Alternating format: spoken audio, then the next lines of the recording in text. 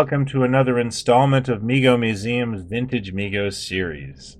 This week we're delving into the world's greatest superhero line to talk about, well, something we never really seem to talk about.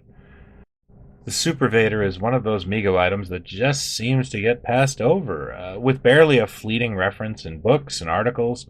Heck, the Mego Museum galleries also seriously underserved this item. I took this photo in 1997 and it's still there. So let's shed some much needed light and celebrate this totally overlooked Mego toy. To set the frame, it's 1974 and the previous year saw Mego, still a relatively small company, have their first genuine action figure hit in the form of the world's greatest superheroes brand. Toy Fair 1974 was a seminal year for the world's greatest toy company, as they ambitiously launched notable 8-inch lines such as Mad Monsters, American West, and the Red Hot Planet of the Apes licenses. But nothing could compare to what they did that year with their caped and cowled characters. Mego launched 2 new superhero lines in the form of Bend and Flex Superheroes and the Super Softies brands. But more importantly, they made many celebrated additions to the 8-inch World's Greatest Superheroes line. For starters, the character selection now included the ladies in form of the Supergals, and in a decision that would truly make Mego a trendsetter in action figures, the arch enemies would now be available in the form of the Superfoes. Prior to this, action figure lines hardly, if ever, included a villain to fight, let alone make 1/4 of their action figure assortment bad guys. By doing this, Mego took significant gambles, and it not only paid off immeasurably, but has since become the standard. However, the biggest and most successful addition for 1974 would be the launch of Batman's Arsenal, which included 3 different Bat vehicles and a deluxe vinyl Batcave playset in which to house them.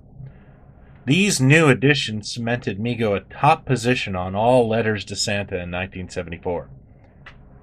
Batman, with all his gadgets and tchotchkes, is a toy maker's dream.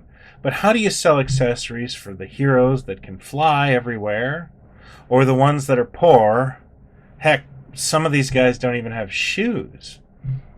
The answer to that came in the form of the Supervator action flyby concept. As the box discordantly states, it's a toy, it's a game of skill. Mego actually didn't invent the Supervator. The box reveals the logo of Marvin Glass & Associates. Glass was a legendary toy inventor with a list of credits that include the Evel Knievel stunt cycle, Smash Up Derby, Great Garloo, and Light Bright, just to name but a few of his contributions to the toy world. It's no surprise with a track record of proven winners like this is why Mego took the gamble with this item.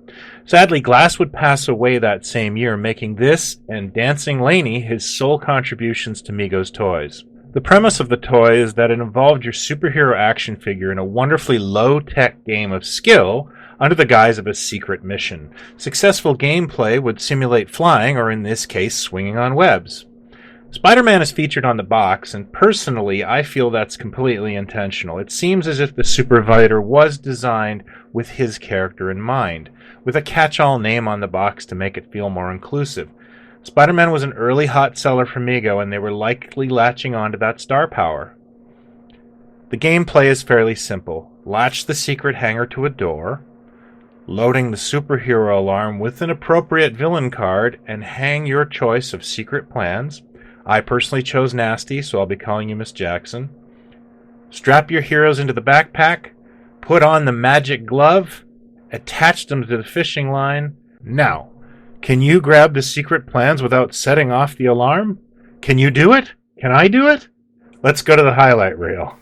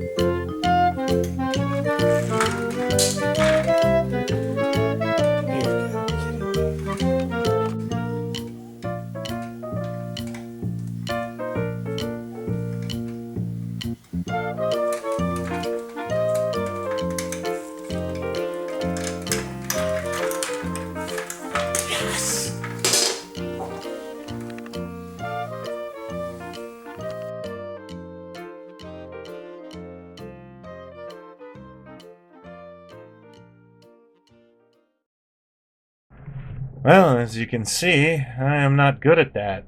It's really hard, or maybe I'm too tall, I don't know. Mego included 3 double-sided villain cards with this set, including Joker, Penguin, and Riddler. For Superman, we have Mr. Misprint, who appears to have a secret outhide.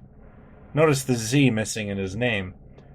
The Green Goblin, who would not get an action figure until 1975, makes his first appearance on a Mego product.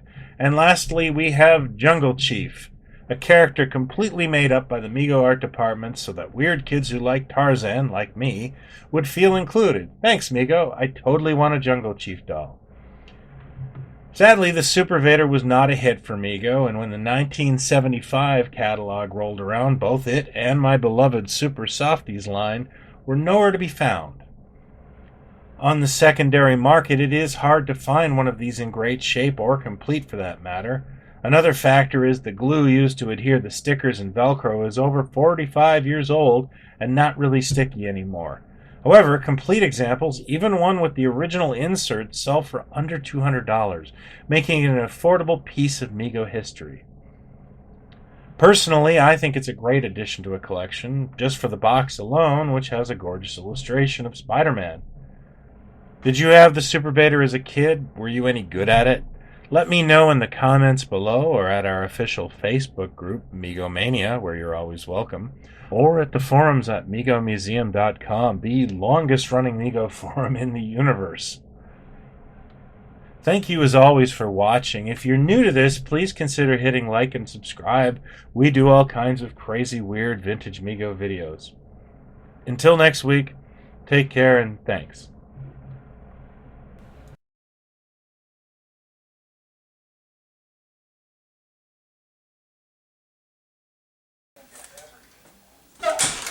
Damn.